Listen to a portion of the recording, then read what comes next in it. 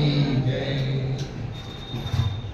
આજે રામનવમી અને શ્રી હરિજયંતિ, રામનો જન્મ પણ આજના દિવસે થયો, ચૈત્ર સુધી નવમી, અને ભગવાન સ્વામિનારાયણ એ પણ આજના દિવસે પ્રગટ થયા. પ્રગટ થવાનો હેતુ એ હતો કે એકવાર આજથી 250 વર્ષ પહેલાં બધા ઋષિ મુનિઓ ભેગા થઈ અને બદ્રિકાશ્રમમાં પધાર્યા. બદ્રિકાશ્રમ એટલે નરના ઋષિનો આશ્રમ. ત્યાં બધાએ દર્શન કરવા માટે ભેગા થયા. 9 યોગેશ્વરો પણ આવ્યા, ધર્મદેવ અને મૂર્તિદેવી પણ આવ્યા.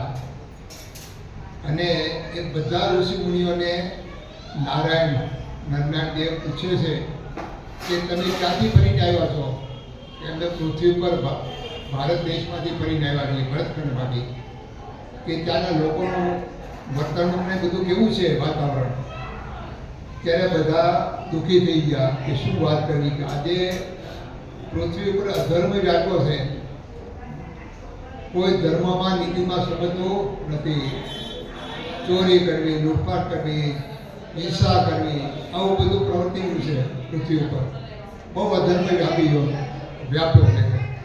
અમને બહુ દુઃખ થાય છે કે, અને આવી રીતે એ દુઃખની વાત કરતા હતા. અને નરના ઋષિ દુઃખ સાંભળી અને એને બધી ધીરજ આપતા હતા, આશ્વાસન આપતા હતા. એ વખતે બરાબર દુર્વાસા ઋષિ આવેલા કૈલાસ પર્વત પરથી, અને પાછળ આપણે ઉભા રહ્યા, પણ કોઈનો ખ્યાલ નહીં. બધાનું ધ્યાન નરના ઋષિ વાત પેપર ત્યાં હતું. એટલે થોડી વાર થઈ એને મારું કોઈ સન્માન કર્યું નહીં. એટલે એનો ગુસ્સો આવી ગયો અને એને શ્રાપ દીધો કે તમે બધા પૃથ્વી પર જન્મ ધરો અને અસુરોના તાકી બધા તમે કષ્ટ આપો. તમે કોઈ મારું સન્માન કર્યું નહીં, બધા પૃથ્વી ઉપર દુઃખની વાત કરો છો, એટલે તમે બધા અવતાર ધરો પૃથ્વી પર અને અસુરના ત્રાસથી તમે બધા કષ્ટ ભોગવો. તરત જ બધાને ખ્યાલ આવ્યો કે દુર્વાસા ઊભા થયા, પગે લાગ્યા, સન્માન કર્યું, માફી માગી કે ભાઈ મારી ભૂલ થઈ ગઈ. અમે બધા નરના ઋષિની વાત સાંભળવામાં અને દર્શન કરવામાં હતા, તમે પાછળ ઊભા એમને ખબર નહીં, એટલે તમારું સન્માન થઈ શક્યું નથી, માટે ક્ષમા કરો, માફ કરો. પછી કે મારો શ્રાપ તો પાછો નહીં ફરે, તમારે બધાએ જન્મ ધરવો જ પડશે, પણ ભેગા ભગવાન પણ જન્મ ધરીને આવશે, અસુરનો નાશ કરશે, અધર્મનો નાશ કરશે અને તમારો બધાનું રક્ષણ કરશે. આટલું કહીને દુર્વાસા વહી આવ્યા. પછી બધા શોકાતુર થઈ ગયેલા. એટલે એ નરનારાયણ દેવ પોતે બધાને કંઈ ચિંતા કરતા નહીં. આ પૂર્ણ પુરુષોત્તમની ઈચ્છાથી ઈચ્છ્યું છે, એને અવતાર ધારણ કરવો છે, અધર્મનો નાશ કરી ધર્મનું એકાધિક ધર્મનું સ્થાપન કરવું છે અને જીવનનું કલ્યાણ કરવાનો સંકલ્પ છે. એટલે એમની ઈચ્છાથી દુર્વાસા આવ્યા છે અને શ્રાપ થયો છે, માટે તમે બધા પૃથ્વી પર જન્મ ધરો. એટલે સૌ પોતપોતાની રીતે પૃથ્વી પર જન્મ ધર્યા. અને ધર્મદેવ અને મૂર્તિદેવી એણે પણ અયોધ્યા પાસે છપૈયાની અંદર જન્મ ધર્યો. અને પછી ઉંમરલાયક કરતા બંને લગ્ન પણ કર્યા અને ગ્રહાશ્રમ માંડ્યો. ધર્મદેવ ધર્મવાળા હતા, બધાને અતિથિને જમાડતા, દાન દક્ષિણા આપતા. પણ એ વખતે અસુરો બધા જે હતા ને, એ અસુરો પણ ઉપદ્રવ વધી ગયો અસુરોનો. એ પણ બધા હેરાન કરવા લાગ્યા ધર્મદેવને, ભક્તિ માતાને. પછી એક પુત્રનો જન્મ થયો, રામ પ્રતાપભાઈનો. પછી અતિશય ત્રાસ વધી ગયો અને બધા લૂંટી ગયા, બધું ઘરમાં કંઈ રહેવા દીધું નહીં, બધા અસુરો આવીને. પછી પોતે કાશીજીને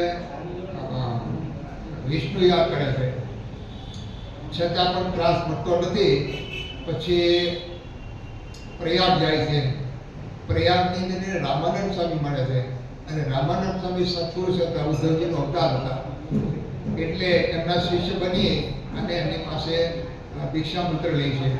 અને પછી રામાનંદ સ્વામીને કહે છે કે તમે ચિંતા કરતા નહીં, લોકોને ઉપદેશ આપજો, ધર્મનું પાલન કરજો અને સુખી થશો.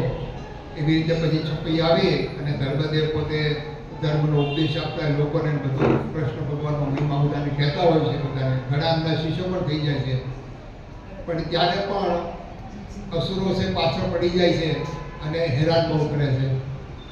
ત્યારે એમને યાદ આવે છે કે એમના પિતા આમ શર્મા, એણે કીધું જ્યારે તમને સંકટ પડે ને ત્યારે હનુમાનજીને યાદ કરજો, આપણા કુળદેવતા હનુમાનજી છે. એટલે એમણે તરત જ હનુમાનજીને યાદ કર્યા, એટલે હનુમાનજી પધાર્યા તરત પ્રગટ થયા અને કે તમે અત્યાર સુધી મને કેમ યાદ કર્યો નહીં, કે હવે તમારે અસુરનો ત્રાસ નહીં રહે, તમે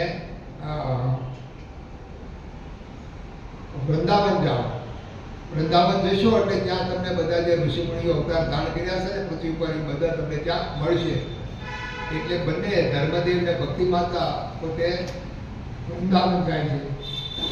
ત્યાં બધા ઋષિમુનિઓ મળે છે અને બધા એકબીજાના પરસ્પર દુઃખની વાત કરે છે કે અસુરોના ત્રાસથી અમે પણ હેરાન છીએ બધા, અને અમે પણ અહીં આવ્યા છીએ.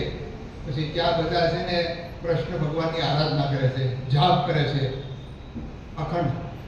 અને એવા અખંડ જાપ કરવાથી ભગવાન પ્રસન્ન થાય છે અને પ્રસન્ન થઈને પોતાનું ગોલોકધામ બતાવે છે. ગોલોકધામ બતાવે અને પોતાની મૂર્તિના પર દર્શન કરાવે છે. બધા પ્રફુલ્લિત આનંદિત થઈ જાય છે કૃષ્ણ ભગવાનના દર્શન કરવાથી. પછી કૃષ્ણ ભગવાન કહે છે કે હવે તમે ચિંતા કરતા નહીં, અસુરોનો નાશ કરવા માટે મારે અવતાર ધારણ કરવો છે, માટે તમે સુખેથી બધા જાઓ અને કોઈ એવી ચિંતા જેવું તમારે છે નહીં. સુખેથી ભજન કરજો. ટૂંક સમયની અંદર હું આ ધર્મદેવને ત્યાં પુત્ર રૂપે પ્રગટ થઈશ. ધર્મ અને ભક્તિ ખૂબ રાજી થઈ ગયા છે. રસ્તામાં આવતા રસ્તો ભૂલે છે, અંધારું થઈ જાય છે, એમાં એક વિકરાળ માણસ મળે છે અને એને સાધુ જાણી અને પૂછે તમે કોણ છો? એટલે ધર્મદેવ કહે કે ભાઈ અમે બ્રાહ્મણ છીએ, વૃંદાવન ગયા હતા, ભગવાને પ્રસન્ન થઈને એમને કીધું છે ભગવાન પોતે પ્રગટ થવાના છે, અવતાર ધારણ કરવાના છે, અધર્મનો નાશ કરવાના છે, એ બધી વાત કરે છે ધર્મદેવ. તે પેલો અશ્વત્થામા હતો. અશ્વત્થામા હતો અને એ ગુરુ દ્રોણનો પુત્ર હતો. એ કે કૃષ્ણ તો અમારા દુશ્મન છે અને અમારા કૌરવનો નાશ કરી નાખ્યો છે, અને એ જન્મ ધરશે તો હું શ્રાપ આપું છું કે આ હથિયાર હાથમાં ધારણ નહીં કરે. અને હથિયાર જો લેશે ને તો એ જીતશે નહીં, એની સફળતા નહીં થાય અને હથિયાર વગર અસુરનો નાશ નહીં કરી શકે. ગુસ્સે થઈને શ્રાપ આપી દીધો. વળી ધર્મદેવ દુઃખી થઈ ગયા કે આ ક્યાં વાત આવીને આ મળ્યો ને આ વાત થઈ. અને ત્યાં હનુમાનજી પ્રગટ થાય છે કે તમે ચિંતા કરવામાં ભગવાન તો કાર્ય કરી શકશે, ભગવાન પોતે પધારવાના છે, શા માટે ચિંતા કરો છો? પછી ધર્મભક્તિ પોતાને ઘેર આવે છે. દિવસો જતા સંવત 1837ની સાલ, સંવત 1837ની સાલ, ચૈત્ર મહિનો અને સુદ નવમીને દિવસે સોમવાર હતો. તે દિવસે અને સોમવારે બરોબર રાત્રે 10:10 પૂર્ણ પુરુષોત્તમ નારાયણ ભગવાન પોતે ભક્તિ માતાને ત્યાં પુત્ર રૂપે પ્રગટ થયા. અને પછી ઓરડાની અંદર આખું તેજ થઈ ગયું અને આકાશમાંથી પુષ્પવૃષ્ટિ થઈ, કેસર ને ચંદ્રના છાંટણા થયા અને બધે જય જયકાર થઈ ગયો, આનંદ મગર થઈ ગયો. તો આજના દિવસે એ ભગવાન સ્વામિનારાયણ પોતે પ્રગટ થયા અને ઘનશ્યામ મહારાજાનું નામ પડ્યું. ધીરે ધીરે મોટા થતા પછી નીલકંઠવાણી પણ કહેવાના અને રામાનંદ સ્વામીએ દીક્ષા આપી ત્યારે સહજાનંદ સ્વામી નામ પાડ્યું અને નારાયણ મુનિ પણ નામ પાડ્યું. અને રામાનંદ સ્વામીએ ધર્મધુરા સોંપી કે હું તો ડુપ્લિકેટ વગરનારો હતો પણ ખરાબ ખેલના ભજવનારા પૂર્ણ પુરુષોત્તમ નારાયણ સહજાનંદ સ્વામી છે. આથી તમે બધા એની આજ્ઞામાં રહેજો અને હું એને ગુરુ ઉપદેશ આપું છું. આ ધર્મધુરાને સોંપું છું. ધર્મધુરા સોંપીને રામાનંદ સ્વામી ધાબા જતા રહે છે. અને ત્યાર પછી સહજાનંદ સ્વામી કહેતા સ્વામિનારાયણ ભગવાન બધાને મંત્ર આપ્યો કે હવે તમારે સ્વામિનારાયણ મંત્રનો જાપ કરવાનો. અને ત્યારથી આ સ્વામિનારાયણ સંપ્રદાય આજે દુનિયાભરની અંદર ફેલાયો છે. તો આજે આવો પવિત્ર દિવસ છે, રામનવમી, હરિજયંતિ, રામનો પણ જન્મ અને સ્વામિનારાયણ ભગવાનનો પણ જન્મ દિવસ છે. તો આપણે એમની સ્મૃતિ કરીએ, એમને યાદ કરી, અમને પ્રાર્થના કરીએ કે અમારું જીવન સુખ શાંતિમય બને, અમારા દોષો બધા ટળી જાય અને આ જીવનનું પરમ સત્સંગ ભક્તિ દ્વારા પરમ આત્યંતિક કલ્યાણ થાય, દરેક સુખિયા થાય, દરેક જગતની અંદર બધે આખા વિશ્વની અંદર ખૂબ સુખ શાંતિ થાય, બધા યુદ્ધોને લડાઈઓ થાય એ પણ બંધ થઈ જાય, ભારત સારા થાય, બધા તને મને તેને સુખી થાય, એવા ભગવાનની પાસે આપણે પ્રાર્થના કરીને આશીર્વાદ માગીએ. હા. છે, નાના છે, મુંબઈથી આવ્યા છે, એમના ઘરવાળાને થોડી તકલીફ છે. તો મહારાજ સ્વામીને આપણે પ્રાર્થના કરી કે મહારાજનું દર ઘટાડીને સારું કરી દે. સ્વામિનારાયણ સ્વામિનારાયણ સ્વામિનારાયણ સ્વામિનારાયણ સ્વામિનારાયણ સ્વામિનારાયણ સ્વામિનારાયણ સ્વામિનારાયણ સ્વામિનારાયણ સ્વામિનારાયણ સ્વામિનારાયણ સ્વામિનારાયણ સ્વામિનારાયણ સ્વામિનારાયણ